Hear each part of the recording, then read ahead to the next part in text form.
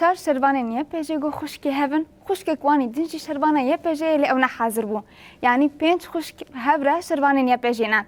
هر چار خشکن حاضر گوتن گو یه پیجه سمبول آزادی بر خدانیه وکی هر 5 خشک بهمو هیز و جوش خود نوارتش خود هم جهد گرن و جبو آزادی و جواک خودم تیکوشینید نشینن اول دست به که اول روزه یعنی 4 نیسان ریبرتی پیروز دکم وکی ترجی وکی دامزراندن از یه پیجه التواهی جن جهانش پیروز دکم راسته یعنی تایبت دامزراندن یه پیجه دوی روزه داشت بوم روزه که پر تایبته یعنی وکی اولی جن حمیل هفرو کمبوین یعنی دبا کت چه کسان ندهات باور کردن که حمی اولی جن لجیه که به هفدو کم ببن پشت که دامزراندن یه پیجهات آوا کردن دمیزه که راسته کمبوینه کی کوی ندهات باور کردن اما هات باور کردن که ابقا اولی جن کارن دوی روزه دب تایبت گل هفدو گل روزه که پیروز دل گل هفدو کم ببن و پیروز بکن راسته هسته که پر جدای یعنی مروف تو بین زماج دبا که هم مجرد کم بمینه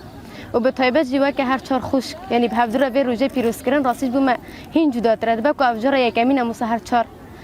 4 هفدو کم دبن یا پنجمین جنال و داره اما 5 کسن دارن یعنی سگ نک به یعنی جت خاناس بکید یا نویا پجده رسم رفت کار خاناس بکه یعنی تبلیغونه می سر به اساسی بود و دردم رفت کار ما فخای ناس بکه ما فجوا که خاج ناس بکه یعنی سر چه اساسی جیان دکن یعنی جیان کردن مسر چه اساسیه دنویا پجده رسم افتشتان ناس کرد راسته حی دست مدارج بنا کم ده بیتر خاناس بکن همجی ما فجنه کوته خوارن همجی قتل عام کو سر جنه تماشاندن ام حمی هز خاج تبلیغ ببن همجی هر تشتی بکن اجبنا کو بدن یانس مکن یعنی جن به سری خوش کار به هفدر جیان بکن به سری خوش کار شر بکن یعنی اجبنا وجد بیجم جی هر کسی کو دی بیسی ایان هر کسی کو عبد کن یوار تبلیغ به هند ده بیتر سکن خاج ناس بکه و تشتی کوته جیان کنج به هند بهتر خاناس بکن دیرن جن روجه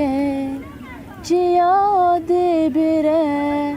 آوا چموکانی زنار ده حالینه دیرن جن روجه جیاد بره آوا چموکانی زنار ده حالینه جکزه بداز